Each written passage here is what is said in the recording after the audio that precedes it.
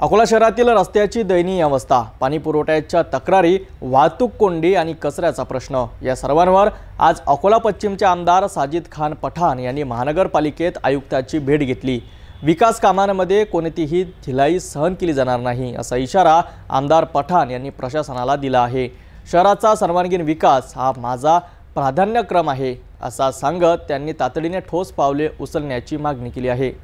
अकोला पश्चिम विधानसभा मतदारसंघाचे आमदार साजिद खान पठाण यांनी 15 सप्टेंबर रोजी अकोला महानगरपालिकेचे आयुक्त यांची भेट घेतली।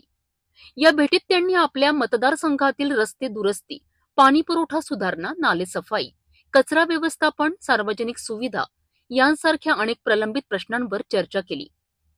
पावसाळ्यात साचलेल्या पाण्यामुळे नागरिकांना होणारा त्रास, रस्त्यांवरील खड्डे, वाहतूक कोंडी आणि अस्वच्छतेमुळे वाढणारा रोगराईचा धोका याबाबत आमदार पठाण यांनी प्रशासनाचे लक्ष वेधलेत।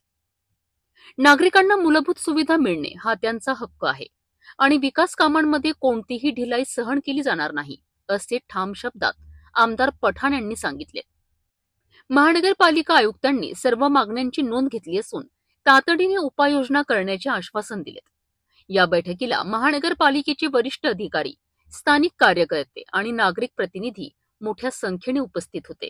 भारतीय राष्ट्रीय कांग्रेस पार्टी के जितने भी माजी नगर सेवक है, सब आज कमिश्नर साहब से मिलने को आए, जो यहाँ के प्रशासक है। कि यहाँ के पालक मंत्री ने अकोला महानगर पालिका को दलित उत्तर, नगरोत्थान और दलित बस्ती के अंदर 25 करोड़ रुपए की निधि दी है, ऐसी जानकारी हमें मिली है डीपीडीसी के माध्यम से। तो वो हम चर्चा करने के लिए आए कि इसके पहले जब भी निधि आती थी नगरोत्थान की, दलित बस्ती की और दलित उत्तर की, तो यहाँ पे भारतीय जनता पार्टी की सत्ता थी और हाउस के अंदर वो मनमानी तरीके से अपने वार्डों में पैसा लेके जाते थे और विपक्ष के जो भी नगर सेवक हैं उनको पैसा नहीं मिलता था।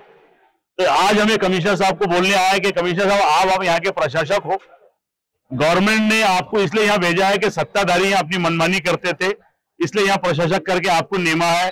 इसके पहले हमको एक भी विकास निधि अभी तक नहीं मिली और जो भी मिली तो 90% उनको मिला और 10% सिर्फ हमको मिला। तो आज यहाँ पे किसी की सत्ता नहीं है, आप यहाँ प्रशासक करके यहाँ बैठे हुए हैं। तो जनता की आवाज के जरिए हम आपके पास में आए कि जो काम हम आपको सुझा रहे हैं ये जनता के काम है। किसी माजी नगर सेवक या नगर सेवक के घर का प्लास्टर नहीं है, किसी के नगर सेवक के घर की दीवार नहीं गिर गई या किसी के नगर सेवक के घर का घर नहीं बांधना है। ये जनता द्वारा जो जनता अकोला महानगर पालिका को गब्बर सिंह टैक्स भरती है, वो टैक्स जो आपने डबल टिबल लादने के बावजूद भी यहाँ की जनता को विकास नहीं मिल रहा। खास तौर से जो सलम बस्ती है, भारत नगर है, उसके बाद में नायगांव है, उसके बाद में गंगा नगर है, उसके बाद में और तुम्हारा भगतवाड़ी है, हमजा प्लाट है, उसके बाद में अकोट फैल है और उसके अंदर मोरकीवाड़ी है, और ऐसे कई इलाके जो मैं नाम बोल रहा हूँ। डाबकी रोड है, डाबकी रोड का बहुत इलाका पिछड़ा बचा हुआ है। तवा जहां जहां महानगर पालिका टैक्स वसूलती है वहां विकास एक जैसा क्यों नहीं होता है? तो सत्ताधारी के नगर सेवक के वहां विकास होता है और विपक्ष के नगर सेवक के विकास नहीं होता है। टैक्स तो पूरा अकोले से लिया जाता है लेकिन विकास सिर्फ सत्ताधारियों के वार्डों में होता है। इसलिए हम कमिश्नर साहब को निवेदन देने आए, रिक्वेस्ट करने आए कि अभी तक सत्ताधारियों ने हमारे साथ में भेदभाव किया, लेकिन आप प्रशासक करके उसके ऊपर अंकुश लगाकर एक न्याय दीजिए और अकोला शहर में जो काम की आवश्यकता है उसमें काम दीजिए। आप भेदभाव करने से इनको रोको और सत्ताधारियों पे लगाम लगाओ, इसलिए गवर्नमेंट ने आपको भेजा है। ये विनंती हम करने के लिए आए थे। हमें कमिश्नर साहब से मिलकर ऐसा लगता है कि जरूर इस बारी में हमारे वार्डों के लोगों को, हमारी जनता को विकास के लिए कमिश्नर के माध्यम से निधि मिलेगी, ऐसी मैं आशा करके यहाँ से विदा होते। अकोला शहरातील वाढत्या समस्याकडे लक्ष देत आमदार पठाण यांनी पुन्हा एकदा प्रशासनाला जाग आणली आहे। आता या मागण्यांवर कितपत आणि किती जलद कारवाई होते याकडे आता सर्वांचं लक्ष लागलंय।